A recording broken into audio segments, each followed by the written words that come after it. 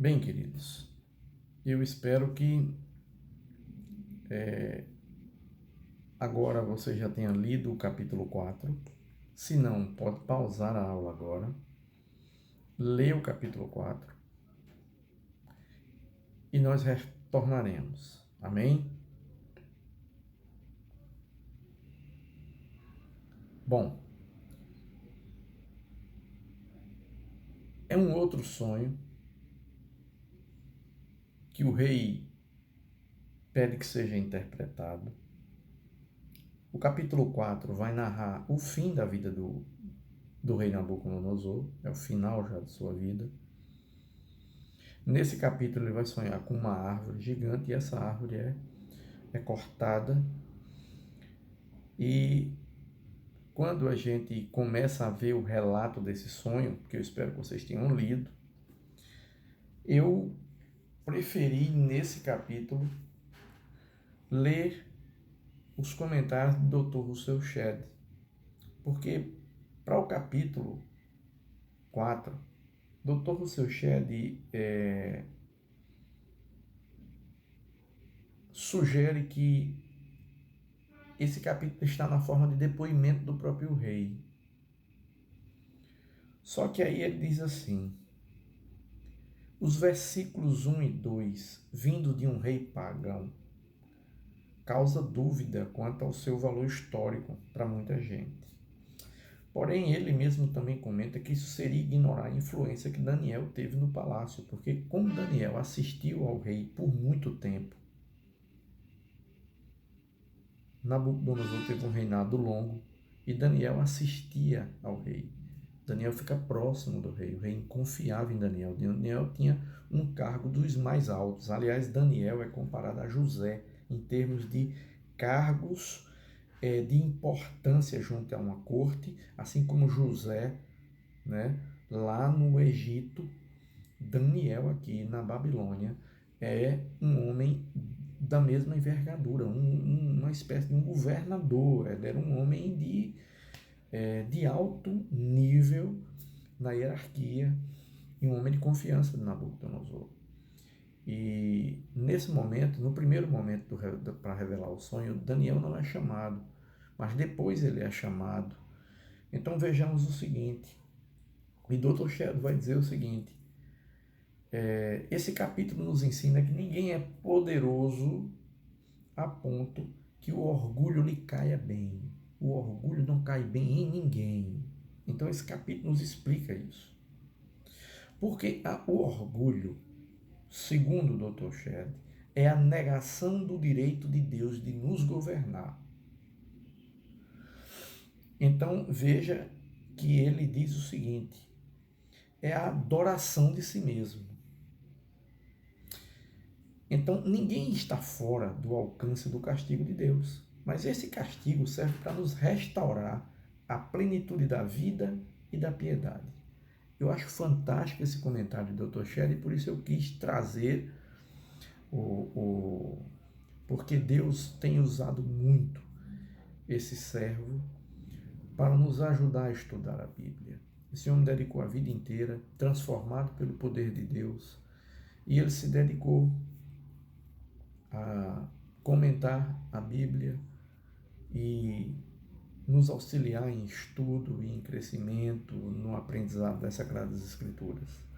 Então vejamos o seguinte, já por exemplo, quando você vai ver o comentário de Rick Warren, um comentário que ele faz para a Igreja Africana, as histórias sobre Nabucodonosor relatadas no livro de Daniel, ele diz o seguinte, que eles se estendem desde a subida dele ao poder, passando pela queda por causa do orgulho, até o consequente arrependimento. Ele trata arrependimento, né? É um comentário um pouco avançado, porque ele diz o seguinte, até o ponto de arrependimento, porque para ele Nabucodonosor é restaurado.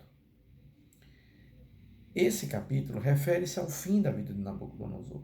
Aqui o rei reconhece que havia em Daniel um espírito diferente, Porque em 4, versículo 8, ele vai dizer, no qual há o Espírito dos deuses santos, né? Daniel, então, apesar de perturbado pelo significado que ele vê de todo aquele sonho, não titubeou e decifrou e diz assim, és tu, ó rei. Então Daniel corajosamente diz a ele, és tu, ó rei. É contigo que isso vai acontecer. A árvore é você. O rei ficaria louco por 7 anos, até que reconhecesse Deus como soberano Senhor. Está lá em 4, 24 a 25. Só quando ele se arrependesse e fizesse isso, o reino lhe seria restaurado. Então Daniel, como verdadeiro profeta, aí vem essa missão profética, não só de visão de futuro, nem só de revelação, mas agora como confrontação do pecado, como denúncia daquilo que estava por acontecer. O que Daniel está dizendo aqui não é prevendo o que vai acontecer, mas advertindo ao rei, porque o que ele está fazendo aqui é exatamente o seu ofício como verdadeiro profeta. Porque ele conclui sua interpretação com um convite. E ele diz assim, põe termo pela justiça em teus pecados. É isso que Daniel vai dizer. Então, assim como Natan um dia teve diante de Davi, e assim como Elias esteve diante do rei Acabe, e também lá no Novo Testamento nós vamos ver João Batista corajosamente diante de Herodes. Esse momento Daniel vai e confronta o rei e avisa ao rei, porque Daniel desejava sua restauração, porque Daniel assiste muitos anos durante o reinado de Nabucodonosor. Então Daniel, como um homem íntegro, desejava o bem do rei. Desejava que o rei reconhecesse quem Deus realmente era, que Deus era soberano, inclusive sobre reis. Porque Daniel também vai dizer mais na frente, não vamos nos adentrar agora a assuntos que não são desse capítulo, que Deus é que tinha constituído ele rei. Amém? Portanto, meus queridos, esse é o estudo dos 2 capítulos, 3 e 4 do livro de Daniel. No próximo capítulo, a próxima aula, a aula do próximo domingo, nós vamos estudar o capítulo 5, só o capítulo 5, porque é um capítulo que merece que a gente faça uma abordagem só esse capítulo, tá bem? E eu agradeço mais uma oportunidade de falarmos a respeito das Sagradas Escrituras. Desejo a vocês um bom domingo, um culto abençoado. Até a próxima aula. Tchau.